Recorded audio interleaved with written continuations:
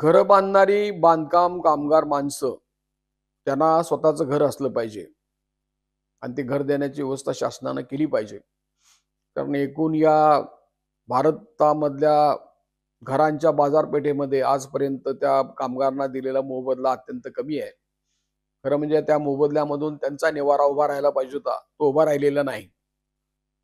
त्यांची घरं उभा करून दिली पाहिजेत, त्या घरांच्या योजना राबवल्या पाहिजेत. पण त्याचबरोबर या बांधकाम कामगार कल्याणकारी मंडळामार्फत एक योजना अशी आहे की बांधकाम कामगारांचं कौशल्य जे आहे त्या कौशल्याचा विकास करायचा.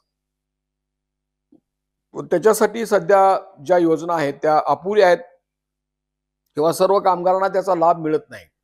आज त्याने इतकी व्यवस्था केलेली आहे की कौशल्य विकास करण्यासाठी त्याला 15 दिवसाचं प्रशिक्षण देण्यात येईल आणि 15 दिवसाच्या प्रशिक्षणामध्ये त्यांना 4,100 रुपये हे त्या कामगारास देतात.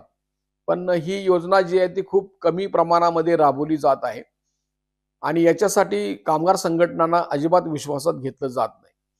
बांधकाम कामगार कल्याणकारी मंडळामार्फत त्यांना अनेक वेळा सांगून सुद्धा की बांधकाम कामगारांच्या संघटनेबरोबर ते संवाद करत नाहीत, भूमिका मांडत नाहीत आणि त्यांना कोणतेही काम करण्याच्या बाबतीमध्ये सहकार्य देत नाहीत आणि सहकार्य घेत नाहीत.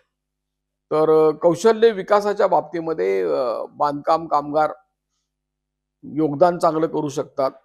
काही बांधकाम व्यावसायिक जे आहेत त्यांचं योगदान मिळू शकतं, त्यांचंही ते सहकार्य करून घेत नाहीत.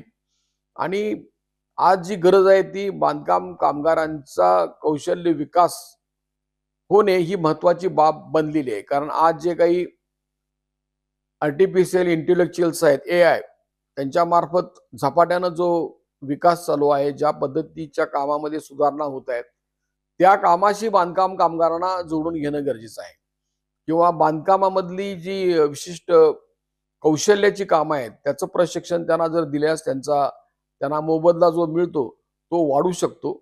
आणि अशा पद्धतीच्या योजना ज्या आहेत, जरी बांधकाम कामगार कल्याणकारी मंडळ ते राबवायला तयार नसले तरी सुद्धा काही संघटनांनी पुढाकार घेऊन या बांधकाम कामगारांना त्यांच्या कौशल्याचा विकास जो आहे तो करणे आणि लो कॉस्ट हाऊसिंग घरांची गरज जी आहे ती अजूनही आहे त्याच्याबद्दलची चर्चा करणे आणि त्याच्याबद्दल सर्व कामगारांच्या मध्ये जाणीव निर्माण करणे, जनतेमध्ये जाणीव निर्माण करणे या बाबीची सुद्धा अत्यंत आवश्यकता आहे. त्यामुळे कौशल्य विकासाचा जो मुद्दा आहे तो बांधकाम कामगार कल्याणकारी मंडळाने तो आणखीन परिणामकारकपणे आपल्या हातात घ्यावाच.